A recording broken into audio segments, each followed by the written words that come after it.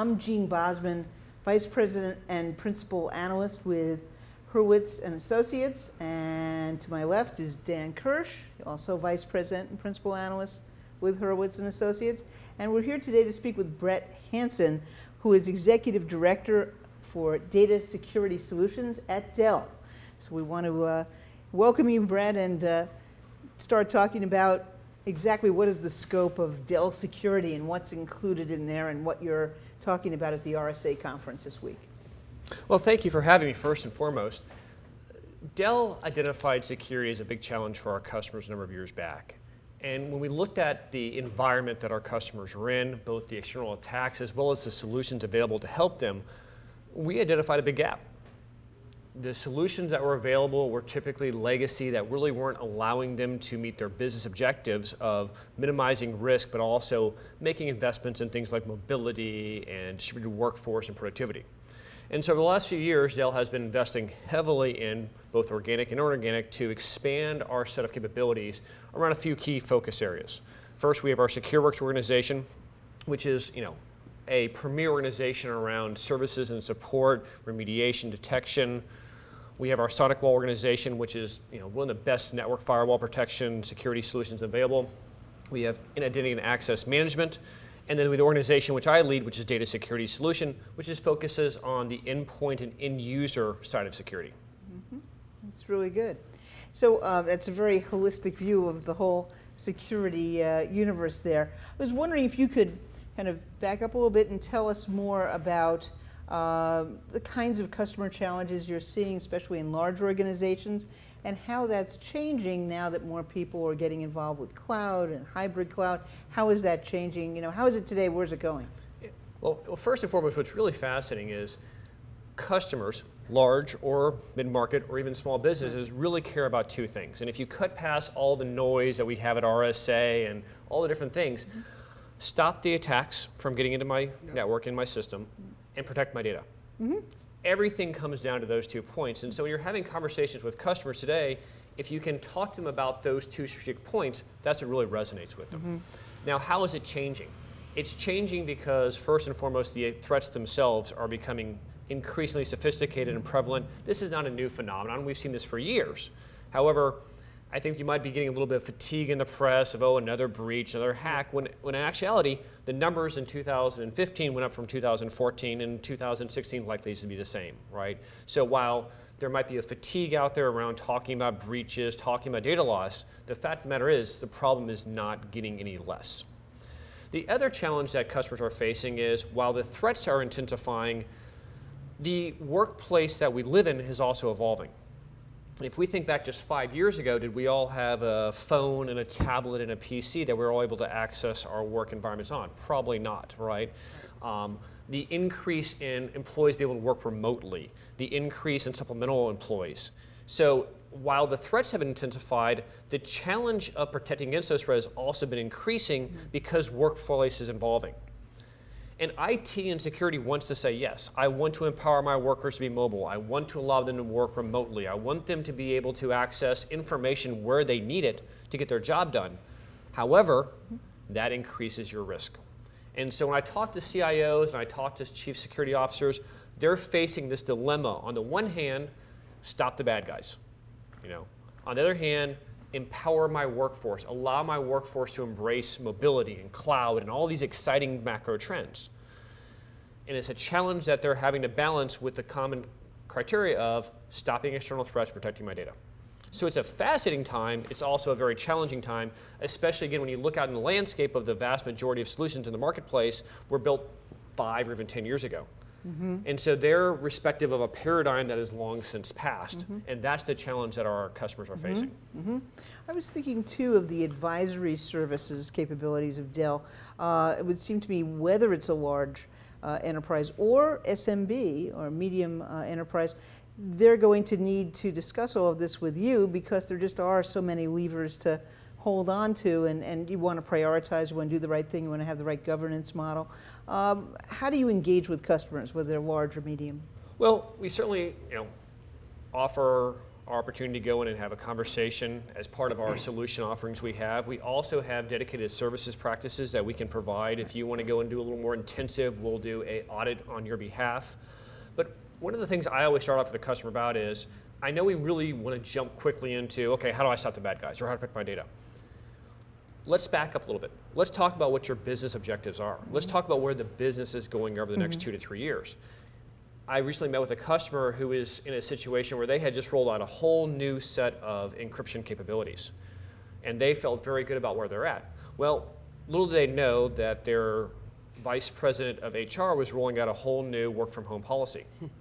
And suddenly all those encryption policies that they had put in place were no longer securing this new paradigm of how their employees were working, because suddenly they were all working from home, they were using personal devices, and their very large investment was in many ways made meaningless because they weren't aligned to business objectives. So large or small, I always like to talk to customers about, go to your CEO, go to your general manager, and understand what the business directions are, and then let's work backward to think about how you mitigate risk based upon those business objectives.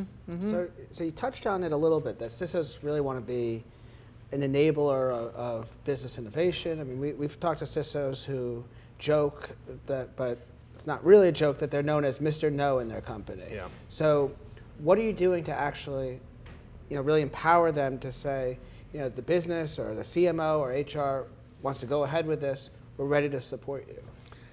That's a great question. That's the $1 million question, Right. really, because CSRs are in a position where they're constantly having to play the bad guy, Right. be restrictive, reduce policy. We just conducted a study and interviewed a couple thousand folks in North America, and what we found was that 80% of companies are now restricting mobility, which is in many ways kind of putting the toothpaste back in the tube, right? I mean, mobility is kind of out there, and now they're having to back up, and it's fascinating to hear that kind of behavior, but given the alternative of breaches and data loss and IP loss, they're having to go in that direction. But again, I come back to the solutions, right? If you look at what the CISOs have been dependent upon for so many years, they're kind of stuck, right? If you think about endpoint encryption, well, it's full disk encryption. Okay, well, that protects that device, but data is going to roam, it's going to leak, it's going to move. How do you protect it as it does those things? If we talk about stopping the external threats, we're talking about traditional signature-based malware.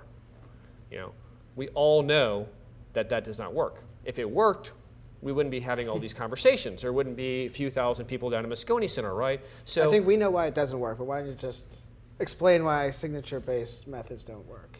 when the concept of a signature-based malware was first developed, it was when we could count the number of pieces of malware on fingers and toes, and then ultimately it was 100 or so across everywhere.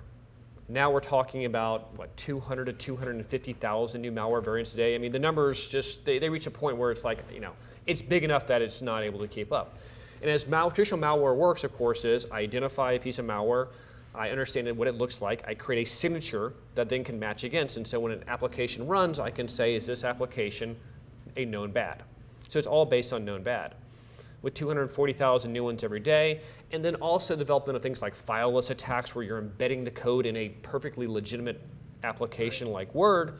You have these compromises. So we have to break away from that existing paradigm of we're going to get better about signature-based malware. Unfortunately, what you're also hearing now is this concept of you will be compromised. In fact, my hotel key has that on there, and it drives me crazy, right? I mean, you will be compromised. Well, at Dell, we think endpoints are sort of important. I have a lot of very valuable information on my endpoint, and all of my roadmaps are there. Not to mention the fact of how much time do I spend using that as my primary productivity device. And so if your approach is sort of this behavioral or secondary identification where you're going to get breached and then we're going to catch you, let's consider the implications. First off, your first line of defense is compromised, your endpoints. Second, that end user will potentially lose data. That's bad. Third, how much time and money are you spending now having to go and remediate all these compromised devices? Mm-hmm. Another common problem I hear from chief security officers is I'm spending a significant portion of my operational budget not on getting ahead of the problem, but on remediation, detecting, and it's not like this is the super advanced type of malware. This is the old-fashioned kitty cat with playing with the ball type thing that people are clicking on that are causing the compromise. So we were talking even just the password resets can be a huge time sink. huge burden on IT. And then you can't focus on the more the much worse threats because you're doing this low level activities. Yep. Our survey is coming out next week, so I was cautioned about sharing too much. But another key tidbit I had to bring up for the survey was, only 25% of the customers we surveyed thought that they could stop an advanced persistent attack, right? And so that tells you that the reason what they're spending their time on is remediating against these you said, lower level attacks versus focusing on what today is considered an advanced persistent attack. The challenge, of course, is the attackers are also innovating. So what is today considered a sophisticated attack, next year will be kind of the basic. Right. But what I'm hearing from you is it's very difficult for them to get the big picture. Absolutely. They can focus on this, that, and the other thing, but they're not getting the big picture. And I think part of the value of what you're doing in your group is providing a more holistic view of the whole thing. And I noticed at your stand, which I happened to go to yesterday, a lot of different tools, right, that you're giving the customers to work with. Can you just describe some of the software tools that you... Well, let me focus on the endpoint. Okay. And I want to focus on the endpoint because 95% of all breaches originate at the endpoint. come that way? Yeah. And let's face it, the weak link in the security chain is not the network or the web or data centers. It's us fleshy human beings and all of the things that we do, right? Clicking on the link or accessing the wrong location. We are the weak link. And so for years, that's been kind of overlooked. But now we need to get in front of that. We need to address that to stop these attacks. And again, if I look at what's in the marketplace, it's solutions that were effective 5 years ago but aren't effective today. Mm-hmm. So I'll focus on two of the key elements that we have. One is the encryption side. Encryption is extremely important to prevent data loss, whether that's through loss or some sort of malicious attack. But it can't be about a device. As I talked about earlier, if you're just protecting the device, what happens if the employee accesses it from a non-work device? Right. And that's going to happen. So the solution that we have is data-centric encryption. So if you encrypt the data, if the data moves, you can maintain the integrity of that encryption, whether that is to another device, whether that is to a public cloud like a Dropbox or Box or OneDrive or G Drive, or even to one of those ubiquitous USB drives that we all have and we all lose. Yep. So having an approach that is data-centric gives you a much more flexibility in protecting the data no matter where it goes. And where we're moving forward with that solution is taking it to the next level, which is integrating in data rights management and data leakage protection. What we see the future around data protection is not focusing on devices, ensuring the data is protected, whether it's at rest, in use, or in motion. Right. And that's the only way you're going to be able to protect your data. Interesting. So that's one of the two solutions, focusing on the data side. The other challenge, of course, is protecting against external threats. For this, we partner with a great company called Cylance, C-Y-L-A-N-C. Yeah. Yep. We actually looked at literally dozens of players in the ATP space. But what we really focused around were 4 pieces of criteria. High degree of efficacy, catch the threats. Cylance does that at the 99% level. The best that we see from other mainline players is half that. The second is prevent, not merely detect. This goes back into how many machines are you having to remediate? How many devices have to be compromised before you address? We want a solution that can stop the attack before it actually compromises that device. How useful is it for you to be alerted if you've been crypto locked? It's sort of after the fact. Let's stop that before it happens. Right. The third thing we wanted to ensure was local. Too many of these solutions are cloud-based, but many of my customers do not always have connection back into a cloud, right? What happens if the device is offline? What happens if the person's flying and something is open? We want to make sure it's local. And fourth is don't impede performance. It's a big one. Right. Right. Right. There's a lot of overhead, yeah. Think of all the solutions we use today. I mean, they slow your boot time, they slow your execution time. They're constantly requiring an update. And every time they require an update, it's always the worst possible time. You're presenting, you're trying to get an email out. Yeah. Cylance requires an update every 6 to 9 months, yet it still has that degree of efficacy. So we're very proud to bring Cylance into our partnership, into our community. And what we're doing is taking our data security solution, again, one of the 2 key things that folks are looking for, applying it with threat protection, and then building into a common suite. The vast majority of customers tell us, especially with Endpoint, I want to have one place to manage. I want to have one agent to push out. Don't give me 2 or 3 or 4. Right. And that's what we're trying to do is don't have 26 things in my suite, have the important things, which is threat protection and data security, simplified management, simplified deployment. Right. Well, that was a good place to land there. Okay. We really appreciate your coming and speaking with us today, and I'm sure there's a lot more information at the booth at Absolutely. RSA and also on your website. Absolutely. So thank you very much. Thank you for the time. Thank you.